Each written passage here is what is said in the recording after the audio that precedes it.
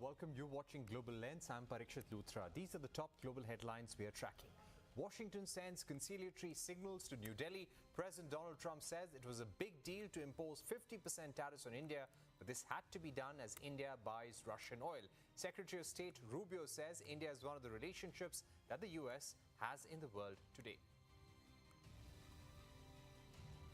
India and the European Union officials hold negotiations in Delhi for a potential free trade agreement with an aim to conclude talks. By year-end, India is looking at exporting more labor-intensive goods to European countries under the FTA.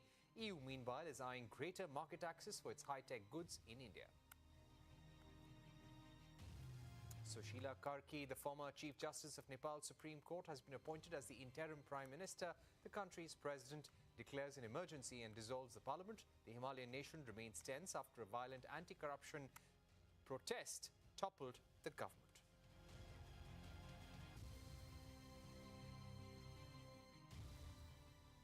The top story this evening, US President Donald Trump has said that imposing a 50% tariff on India was not an easy thing to do. Speaking to Fox News, Trump admitted that the move caused a rift with India. He went on to say that the Russian oil purchase is more of a European problem than an American one. This comes a day after President Donald Trump's ambassador-designate for India, Sergio Gor, said US and India will resolve their tensions over the next few weeks. Addressing the Senate Committee for Foreign Relations, Gor said that the two countries are actively negotiating a trade deal and emphasized that India-US ties are warmer than India's relations with China. He added that Washington will make it a priority to pull India to its side from China. Gor highlighted that US wants India to open up its market for American crude oil, petroleum and LNG through the ongoing trade talks. Earlier, Indian ambassador to the US, Vinay Quatra, welcomed Gor's nomination, saying President Trump is sending one of his most trusted aides to serve as the next envoy to India.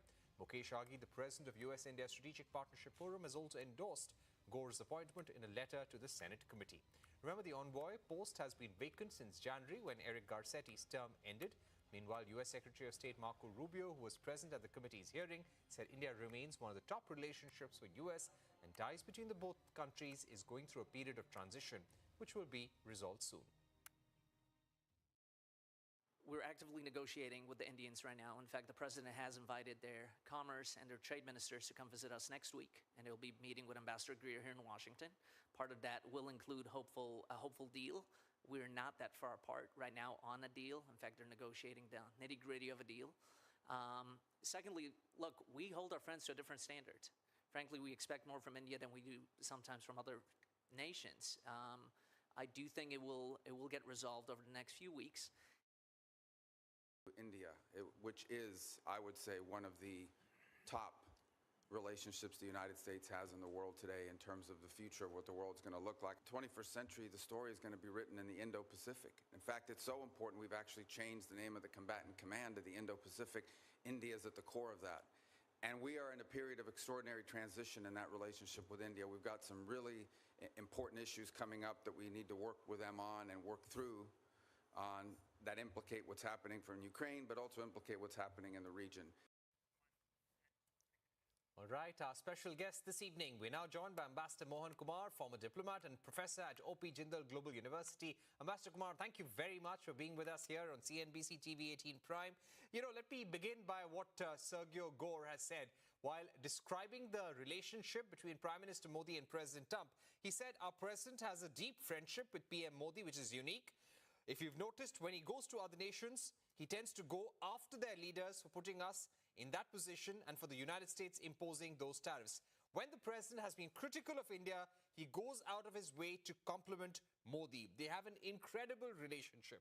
Do you think the incoming US ambassador to India was trying to put some healing balm on the recent damage in the relationship or the injuries that may have been caused? Thank you very much for having me, Parikshit. No, I think on the contrary that there is, by the way, I watched the entire Senate testimony. It lasted about an hour. But going back to the statement he just made, I thought that was factual. I have gone through the statements of President Trump, and while he has come down heavily on India, calling us a tariff king, at one time even insulting the Indian economy, saying it's a dead economy, he never ever uttered a word against Prime Minister Modi. That is something that I will have to concede. So when the ambassador designate Gore says that Prime Minister Modi was not criticized personally and that President Trump has a personal rapport, that is very difficult to contest. Everything else you can say bad cop, good cop. Peter Navarro spoke a lot of things against India, and they said a lot of things about the tariff policy of India, India purchasing oil, but never has President Trump uttered a word against Prime Minister Modi. So that is, I think, factually correct. Right. I'd also like to ask you about what Sergio Gor, the ambassador designate, had to say about China. He said it will be our top priority to ensure that India is pulled into our side and away from China. Do you think this statement makes it clear that there is a realization in Washington, D.C., that possibly India may have been drifting towards China? Absolutely. I think there you are right. I have felt for some time that the costs of alienating India for the United States far outweighs the benefits. And I think this realization has dawned in. I'm not saying that the Tianjin summit, the Shanghai Cooperation Organization summit changed everything, but the optics was bad from an American point of view, because we've just had this challenging relationship, and then he goes there and then they all act chummy. So the optics was bad. And I think if it had continued like this, there would have been enormous motivation and incentive on the part of India to also go out of its way to repair the relationship with China. So what I heard today, frankly, 3 points, Parikshit. One, the Secretary of State does not come every time an ambassador is made to go through the Senate Foreign Relations Committee hearing. The fact that Secretary Rubio was there personally to introduce Gore is important. Second, repeatedly, they said, both of them, Secretary Rubio and Gore said, the 21st century story will be written in the Indo-Pacific and India will be at the core of that story. Third, I think both of them said again and again that this is one of the most important relationships that America has. So I found it hard to hear any negative note coming. Even the one reference to Pakistan by a senator who asked about Pakistan, Sergio Gor was very correct. He said, I'm the ambassador designate to India, so I will stick to my brief. So that's what he said. So I think all in all, a lot of positive remarks were made by senators all around. Questions were posed to Senator Sergio Gor, Ambassador designate Sergio Gor, asking him how he will bring India back as a friend to the US. Specific questions were posed.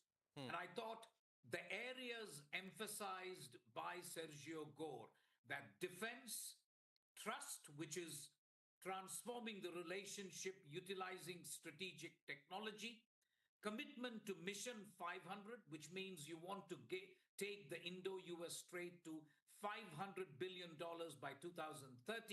And finally, the ambassador designate clearly saying that he will do everything in his power to make sure that this relationship gets back on an even keel.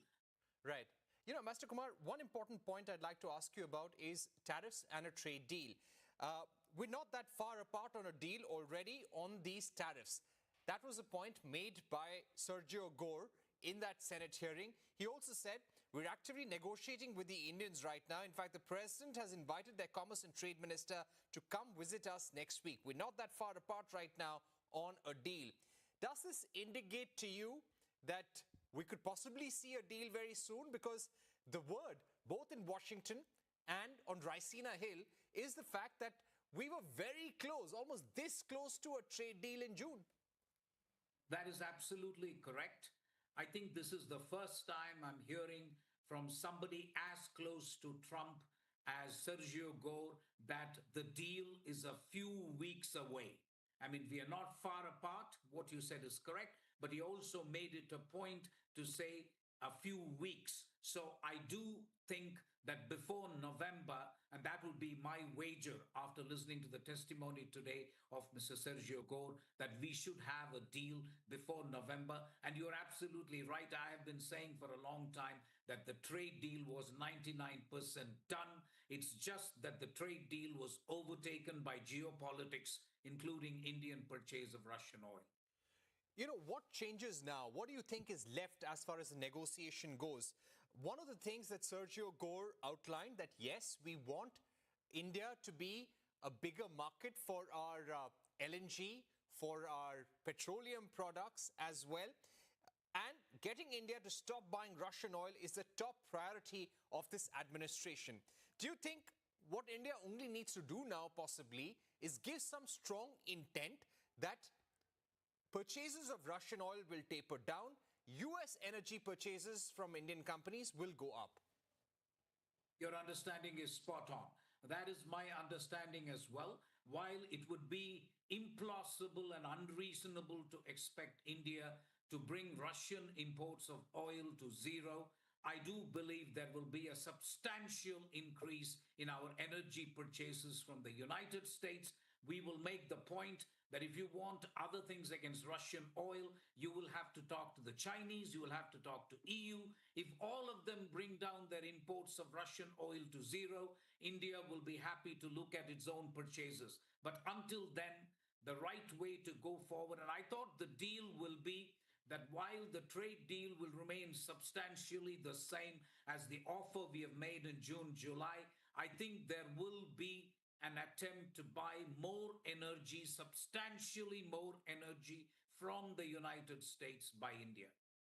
All right, Ambassador Mohan Kumar, always a pleasure having you, and thank you so much for beautifully summing up Ambassador-designate Sergio Gor's testimony before the Senate Foreign Relations Committee. Let's hope we have him here in Delhi soon. It's very important to have an ambassador to align India-US relations very well. We're taking a short break here on Global Lens, but on the other side, conservative activist Charlie Kirk assassination at an Utah college event creates a lot of tension and concern in Washington, D.C. Trump calls it a dark moment for America. What does this mean for U.S. politics and security? We discuss this with Professor Max Abrahams of Northeastern University on the other side.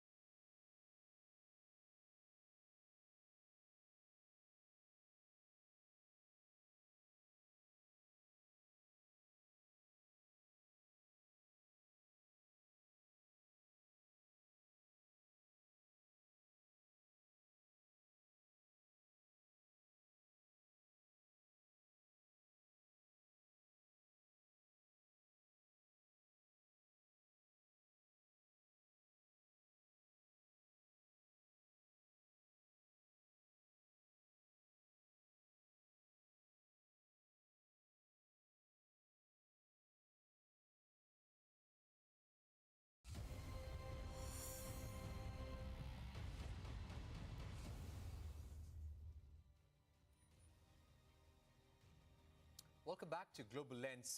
The assassination of Charlie Kirk, a high-profile Republican activist at a college event in the United States, has sparked tension and security concerns on Capitol Hill. According to reports post this assassination, Trump's aides fear that there could be a threat to their lives. The 31-year-old Kirk was a top Republican activist who helped Trump improve his ratings among the youth during his second presidential campaign with the help of his organization, Turning Point USA. Just before being shot at, this college dropout was amidst students doing something that he enjoyed the most, and that was engaging with the youth and debating different views. What's even more shocking is that he was shot while he was sharing his views on mass shootings. The manhunt for the suspect may have finally come to an end. During an interview with Fox News, Trump claimed that the suspect had been held and that someone close to the suspect turned him in. Trump called the killing of Kirk as a dark moment for America and that he is filled with grief and anger. Let's also not forget There were two failed assassination attempts on Trump during his presidential campaign, and months ago, there was a man who had broken into former Speaker Nancy Pelosi's house and attacked her husband with a hammer. The timing of Kirk's death coincided with the 24th anniversary of 9/11, the deadliest terror attack on US soil. What will be the implications of Charlie Kirk's assassination on American politics? We're now joined by Professor Max Abrahams, an expert in international security, especially in the areas of terrorism, US foreign policy, among others. All right, thank you so much, Professor Max, for being with us. What is the biggest concern right now in America following the killing of Charlie Kirk? Well, I think that there are two main concerns. The first is that it's manifestly dangerous for major opinion makers, especially on the right, especially among conservatives, to show themselves and to engage in debate and to talk, apparently, even with students about American politics. And the second concern that I have is that Charlie Kirk's death is going to create a power vacuum on the right, which will be filled up with people who are more extreme and people who are more polarizing.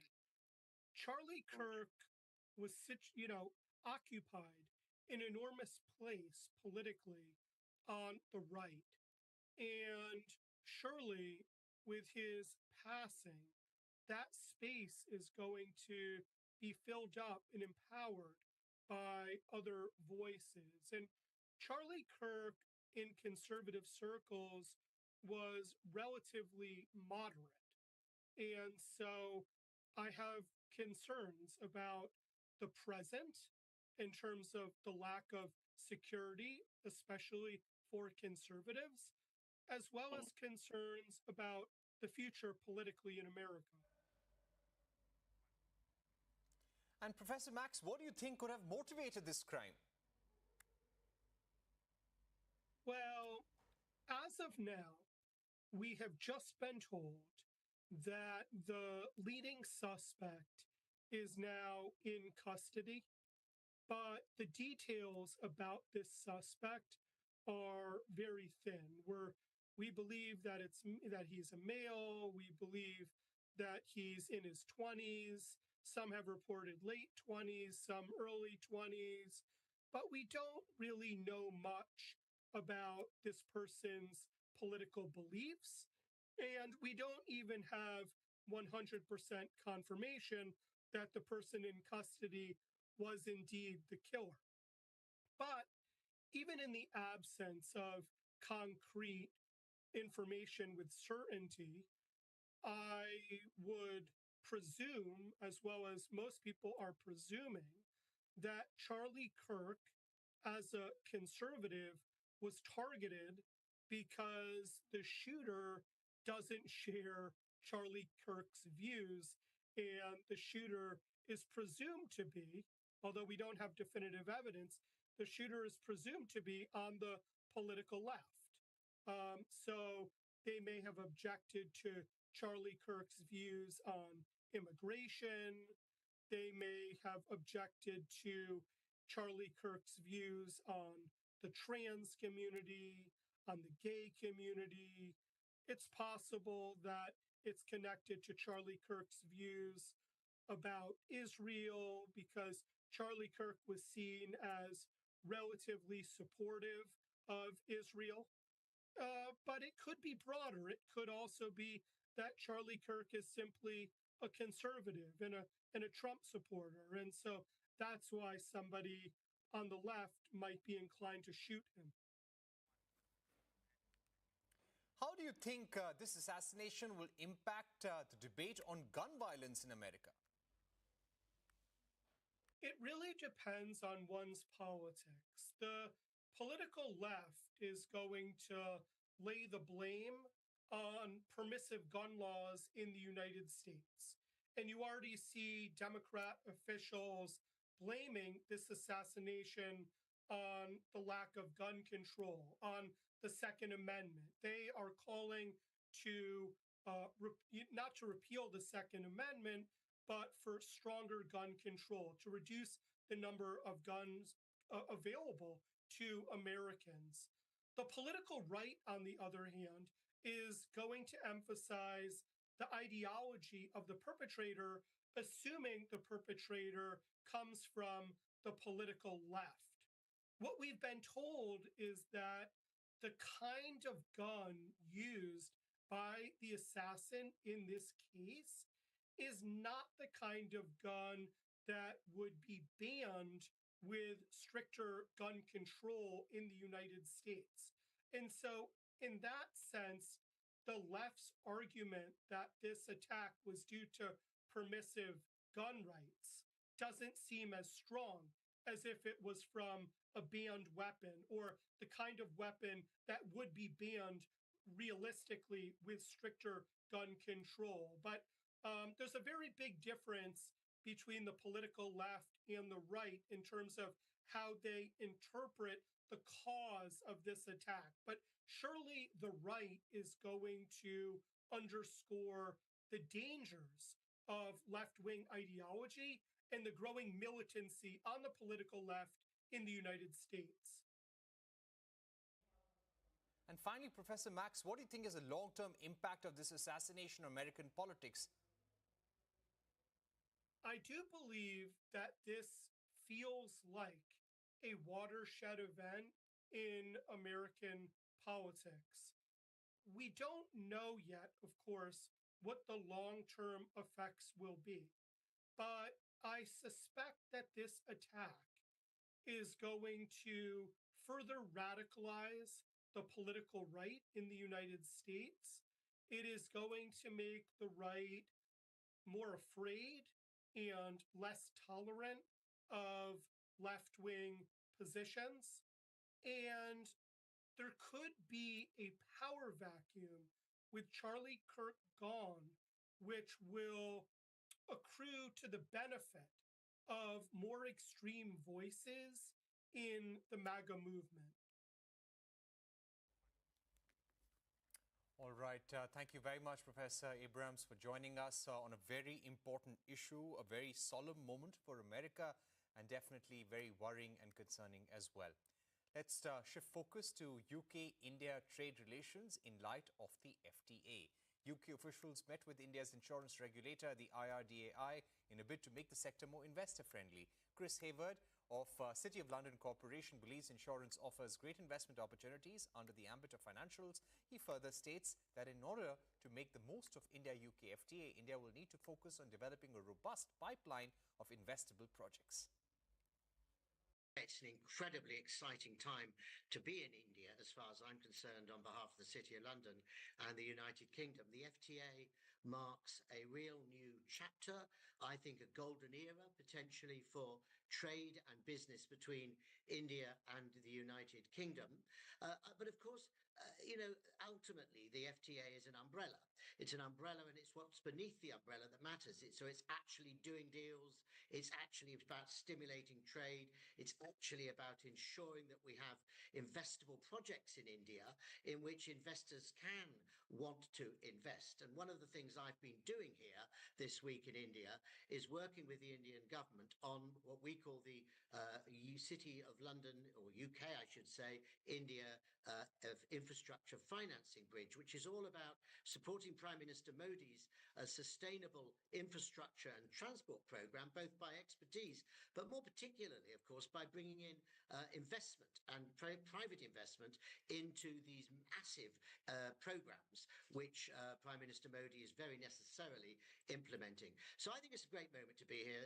We have a very strong relationship with India, both historically and in trade terms as well.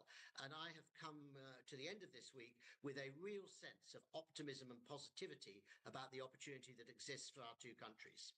Right. Could you list out certain areas of opportunities where you are immediately seeking cooperation and attention of the Indian government?